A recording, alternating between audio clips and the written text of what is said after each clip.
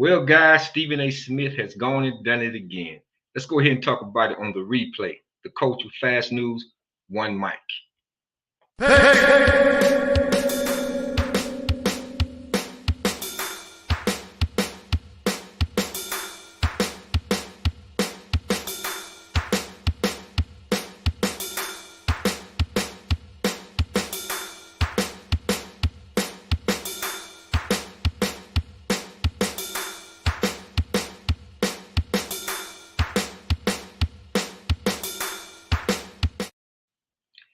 Welcome to the replay, the coach with Fast News, one mic. I'm your guy, the real deal, Jabril. And I had to jump on here, as I stated, Fast News, because we got to talk about some of the things that's being put out there in the public with this, what seems to be internet raging war between Stephen A. Smith, Faison Love, and none other than Willie D, rapper from the Ghetto Boys. So I want to talk about it briefly with you guys and just get your thought. A lot of this stems from the BET Award show when they had the in memoriam regarding all of the celebrities who had transitioned, who had passed away. And of course, Stephen A. Smith, he decided to go to his podcast and talk about it. Well, this didn't rub some people the right way.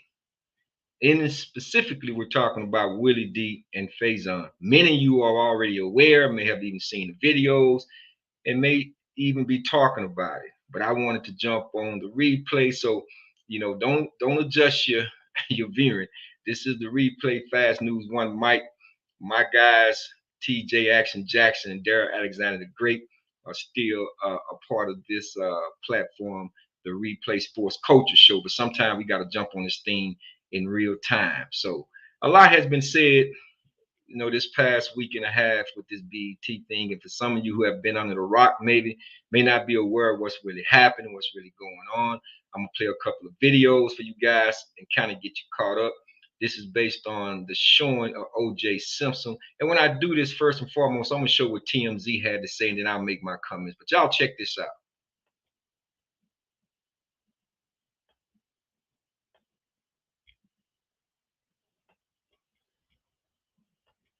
Presents the in memoriam inclusion no one expected. We must also honor the Black excellence that we unfortunately lost this year.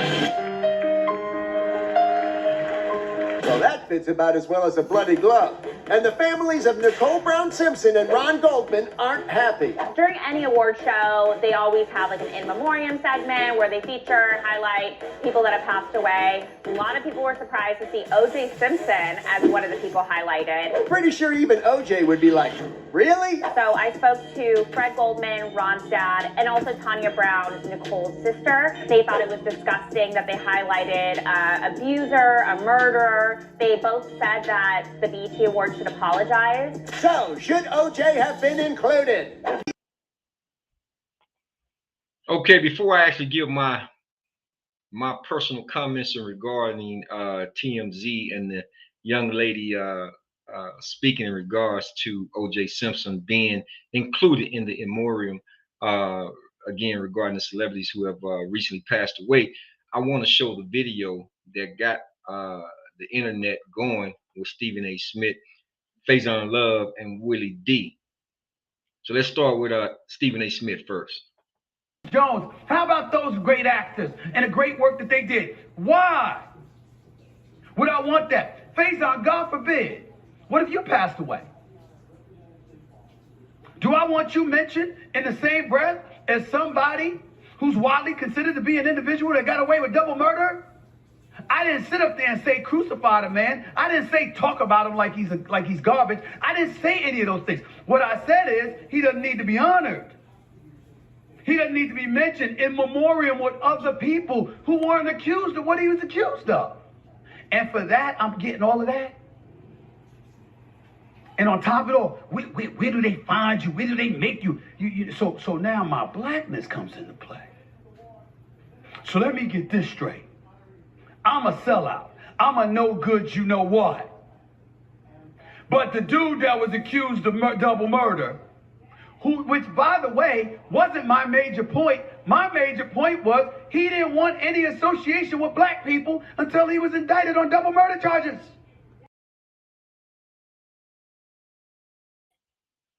Okay, that's Stephen A's point of view. He's entitled to his opinion, and I wanted to play his opinion just to be fair. But at the same time, I'm going to give a response, but I'm going to go ahead and let you guys listen to Faison Love. For those of you, again, who are not aware of what's going on, this has been going on for the past few days now with Faison Love as well as Willie D, and we'll be bringing Willie D comments to the stage as well. But check out what Faison Love had to say. BET is celebrating OJ. Who else gonna celebrate him? Are you fucking stupid? He was found innocent in the court of law, the white law. I think it's almost getting comical in a way, guys, but that was Faison Love and his response to Stephen A. Smith. Now, I'm going to play this last clip from Willie D, and then we're going to have commentary in regards to it, and I'll give you my feelings about it because I was asked what did I think about the whole situation. So let's listen to Willie D now. So that y'all can read my face and see how sincere I am when I say this. So Stephen A, he upset because myself and Faison Love, along with damn near everybody in the black community, had something to say about what he said about O.J. Simpson should not have been included in the BET in memoriam segment. This is where we acknowledge our falling celebrities. And he didn't feel like OJ should have been acknowledged because, let him tell it, OJ was a double murderer. Let him tell it, me and Faison was riding for OJ. Like, we attacked him, a hardworking black man, an upstanding citizen. We attacked him for a double murderer. Did I mention that OJ was acquitted? So unless Stephen A. Smith got some other evidence, he got a recorder, he got some type of evidence showing O.J. Simpson committing the murder, then he don't know. He's just speculating like everybody else. And you can't put O.J. Simpson in the same box as you can put Robert Blake, who was not included in the Oscars in memoriam segment. Because Robert Blake, first and foremost, is not a member of the black community. Well, there you have it, guys. You had all three takes. Now you can, chat out in the comment. I want to hear from you. Let me know how you feel about the whole situation. But I'm going to go ahead and give my reply, my response to what was asked to me earlier in regards to this situation, this alleged murder that O.J. Simpson committed back in the early 90s. And it's not even alleged because, again, as you heard Faison Love say, he was acquitted by a so-called jury of his peers. Okay? Now, here's my thing. Because whether if you agree to disagree, there are some, it's kind of split down the middle, perhaps, that lean that he did it. And there are those who say they don't believe that he did do it. My simple take is on it. Where is the evidence? Because based on the evidence, it was proven that he did not do it. But that's not good enough for some people. It's just not good enough.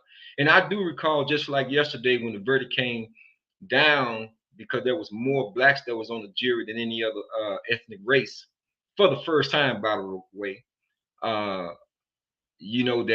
that decision was based on emotion.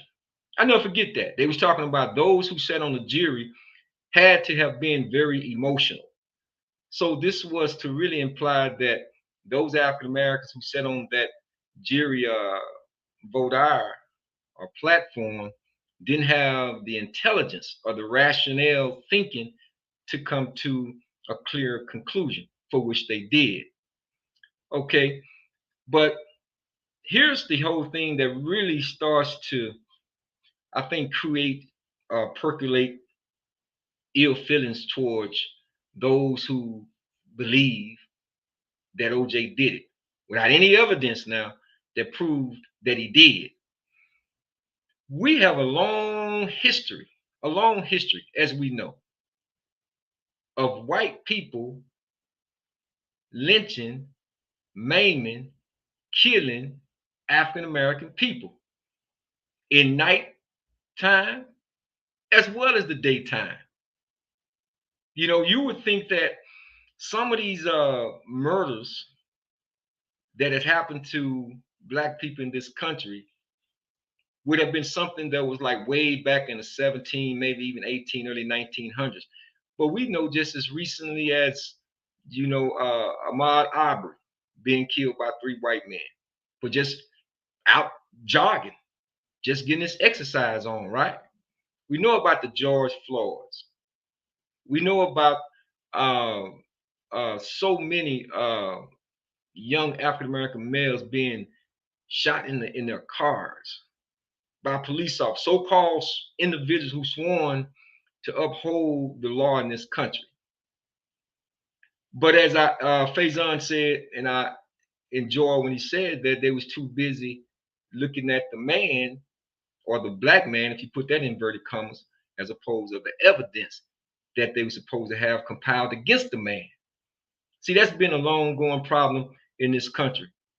I don't think anybody in their rational mind was applauding for the victim, Nicole Brown and Goldman, the death, the violent, to die such violent death. No one was applauding for that. But what they was applauding for, well, we felt like finally, we got a break. We got a break. Because the whole thing wasn't just about O.J. Simpson. It was about African American people and our plight, the long history of us not receiving the proper verdict. You know, many of us recall the young boy by the name of Emmett Till, taken out of his Uncle Moses' house down in Mississippi, beaten. I mean, basically, disfigured, unrecognizable, until his mom, she said, no, I want the casket to remain open so the world could see. And then what about the young 14-year-old, the youngest boy that ever been executed in the United States, by the name of George Stinney Jr. down in South Carolina, who was wrongfully executed in an electric chair at the age of 14 years old because they alleged that he killed 2 small white girls, which later on the justice system, if you want to believe that, overturned that conviction because he stayed in the interrogation room for hours, didn't even have legal representation. So we can go on and on and on about the history of African American people being killed in this country and being on the other side of that verdict, where whites have continued to walk free, where whites had an all-dominant white jury. They even had to come up with case laws, the Batson, what they call the Batson versus United States, where they had to come up with some type of solution, because if you don't have a certain amount of diverse representation on the jury, it's called the Batson law. If you don't have a certain amount of representation on the jury, you can move for an motion to have the case dismissed. They had to come up with actual law cases like that. But here we are in 2024. And then you have the young lady at TMZ giving her little 2 cents, and you could tell in her disposition she was so, really disappointed that BET would show O.J. Simpson in an memoriam. Why? Why? He was acquitted. He was acquitted. Again, that's not good enough. And it just amazes me how some, not all, some African American people will come to the rescue of those who favor the position of, yeah, he did it, but yet and still you would think that this system was all without being partial, because they haven't been impartial. That's mainly what I'm saying. There haven't been no equity, no fairness. When you go to trial, when you're not being judged by a jury of your peers, when you look up and you may have, 10 whites and one Hispanic person, maybe one black sitting on the jury. Are you kidding me? That's not a jury of my peers. I think they use that word. They should maybe substitute another word for a jury of your peers. Because when you say peers, for me, the way I would translate that, that is someone who grew up in the same community that I did. Those who grew up in a system like I did. Those who understand like I do. Those are my peers. Those who get a chance to justly, evaluate or vet me. Not someone that you send a letter to who lives way out in some rural county somewhere, whom I've never met in a day in my life. And I shared this with some people before. I said, how many people have you ever met in your lifetime who sat on a federal jury? Go ahead, I'll wait. How many people do you know in your lifetime who have told you they just came back from federal jury duty? Now, I know plenty of people who've had state jury duty, but not federal. And I recall asking an attorney in regards to this. He had been practicing law for 30 some years, and I asked him, a white guy. You know what his response was to me? Wow, now that you say that, I can't think of any. You're right, because we don't know who sit on those federal juries. We just don't. So again, if you understand the history of our judicial system, there was a time, many of us probably remember, there was an old series that used to come on way back.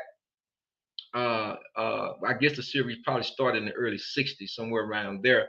But I kind of caught wind of it, maybe watching some old reruns, but it was called Perry Mason.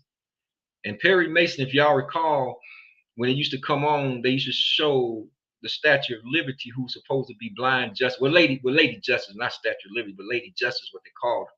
And she wore the blind mask.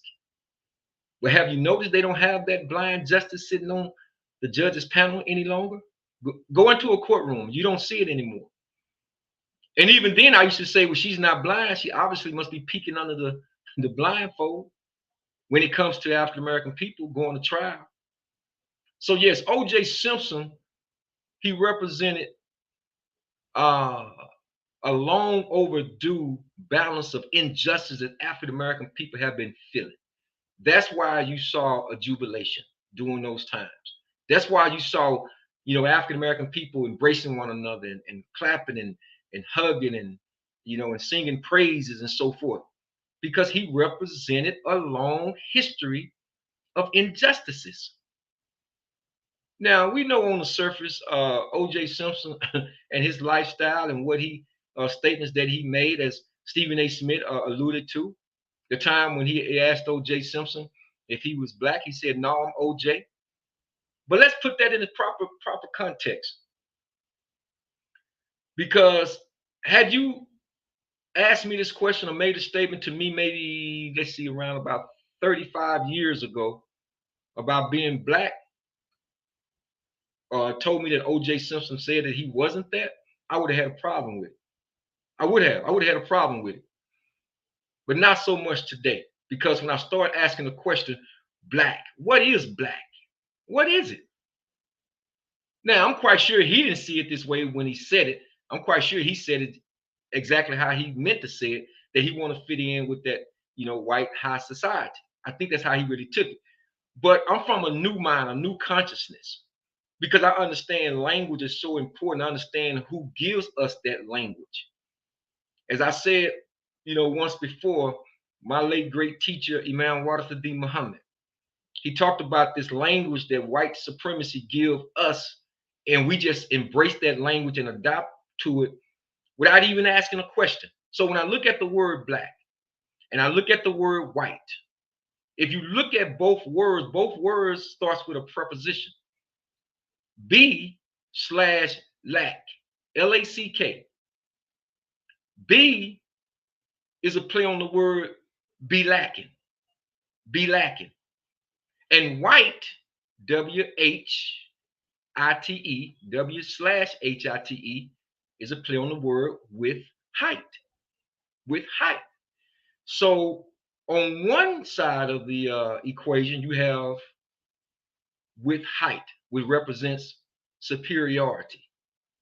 And on the other hand of the equation, you have be lacking, which represents inferiority, which is one of the reasons why he said we should come away from the word black.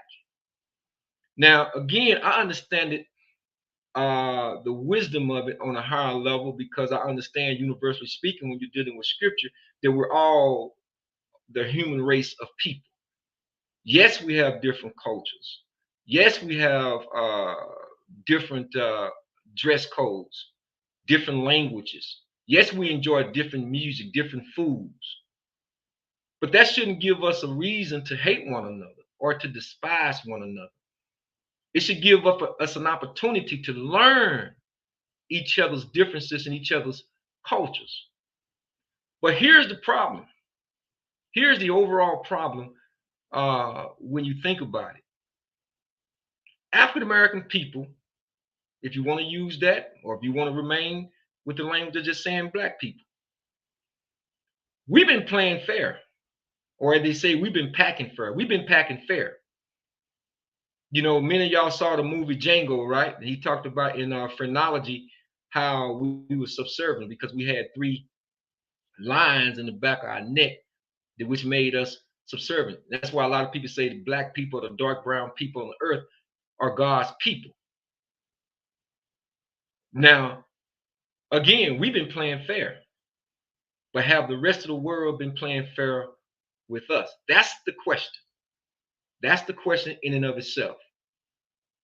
So whether these 3 individuals agree to disagree, my stance, I have to lean towards Willie D and Faison Love, because I can't forget the history of this country and the continuation of what it continues to do, especially when you're talking about movements like Black Lives Matter, mass incarceration.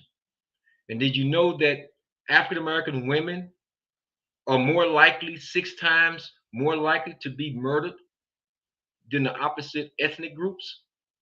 Yeah, black women. Yeah. And that reminds me of a young lady by the name of Latasha Harlan. Many of y'all may even remember this. Ended today in the case of the 4 Los Angeles policemen already indicted in the Rodney King beating. The county grand jury signaled that will be the extent of the criminal case. 17 other so-called police bystanders at the beating scene will not be indicted. A development noted with frustration by the Los Angeles County Attorney, whose office presented the evidence. Now, however morally wrong their failure to intercede, in California law there is no criminal statute under which these officers can be indicted. The inaction of the 17 officers may now be investigated by the U.S. Attorney's Office for possible civil rights violations.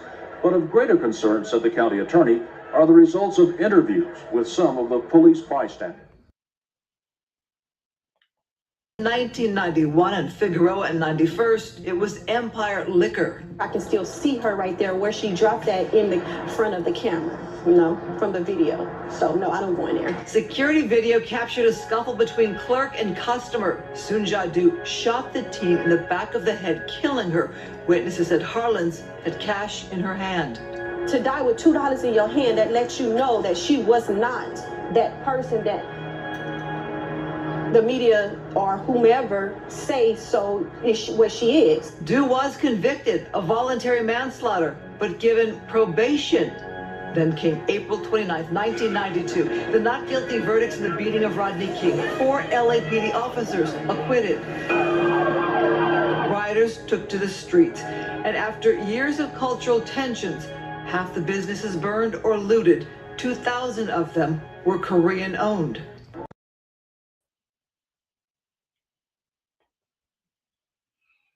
Yeah, so there you have it. Natasha Hollins, the young 15-year-old shot in the back of the head after the Korean store owner accused her of stealing an orange juice, which was never found. But they found the currency of $2 in her hand. I think they're doing Netflix is doing a movie about that. And all she got was probation. This young teenage girl who had her whole life ahead of her, shot without any compassion. And you want to know why come African American people are livid when someone thinks that they can just tell us how to act or respond to certain heinous crimes that's been committed against our community, against our people, our little children, like the Trayvon Martins and this young lady here. So yes, I have to have some pushback from a Stephen A. Smith, because there are times when he and Charles Barkley are the biggest corporate people there is. Sometimes I just can't even stomach to even listen to him. I want to regurgitate because of the issues. You can either be on the right side or you could be on the wrong side. And I think in a situation like this, as it relates to O.J. Simpson, no matter what your feelings is, the man was found not guilty by the so-called court of law. And I'm saying this, I don't know if he was guilty. All I know is they found him not guilty. But if he was guilty, then he has his day. His day was going to come, just like all of our day would be soon realized. Everybody has an appointed term. Everybody has an appointed term when the soul will be taken from the body and placed back with its creator. You can book it. As they say, you can guarantee that. You can guarantee that. That's going to happen. But one of the interesting things that I found, that I learned this years later, and I can't think of the individual's name right now, but it was a white guy whom they say was a serial killer living in the neighborhood, working in the neighborhood at the time of the murders of Nicole Brown and Mark Golden. And many said that he was the one who was supposed to have committed the acts, because he wrote his brother a note. You can look this up on YouTube. I can't think what the Google, just Google it. White guy accused of OJ's murder. It may just pop up like that. But his brother said he wrote him a letter while he was incarcerated, saying that he was the one who committed the Nicole and Mark Goldman murders. So again, I've always, if there was any questions I may have had, I've always questioned. I never thought OJ did it, but I wonder, was he giving us full disclosure? Do he know who did it? Did he hire someone to do it? I mean, those are just my own personal questions. But in terms of the evidence that was being laid out, I'm totally in agreement with the late, great Johnny Cochran when he said, if it don't fit, you must acquit. And that's what happened. So as they say, turnabout is fair play. And I don't see the same thing Stephen A. Smith was talking about Faison Love and Willie D being upset over OJ. I'm saying the same thing. You can toss the ball on your side of the table. How can you blame them for not being upset and you so gung-ho to want to come to the rescue of Nicole Brown, a known coke addict? Yeah, let's call it what it is. A known cokehead around in that circle of lifestyle that they was doing, and death approached her just like it's going to approach all of us. See, none of us know how we're going to exit this life. God brings us into this life by his permission, and we exit this life by God's permission. So we don't know, but I just find it totally remarkable, Stephen A., that you upset with them, or you want to defend the fact that OJ got off. Is that what makes you mad? Well, where is that same energy, the same energy, when these young brothers and sisters are being murdered at an alarming rate at the hands of so-called white police officers? Yeah, I just find it hard to believe. So, want to come on here again. This is the replay, the Culture Fast News, one mic. We're going to start doing this in the future where I'll just come over here with one mic. And we still got the show, the Replay Sports Culture Show, again, with my guys, Daryl Alexander, the great Tim Maxon Jackson, my boy Jeff Booker. We're going to be coming up on this football season real soon, and we'll be definitely bringing more content, a lot of things we'll continue to work on with I Am Student Athlete. So, guys, whatever decision that you make in life, make sure it's a good decision, and always keep God first. And don't forget to go and hit that subscribe, like, and share button. Don't be a hater, just be greater. Okay? I appreciate y'all for listening to this message right here. Don't forget again to hit that like, subscribe, share, and notification button. We're going to be right back at y'all come Tuesday. We're going to move this from Monday to Tuesday. So join us on Tuesday, 8:30 p.m. Central Time on the Replay Sports Culture Show. Again, this has been the Replay, the Culture Fast New One Mike. I'm your host, The Real Deal Jabril. I look forward to talking to y'all in a minute. Peace and one love, y'all.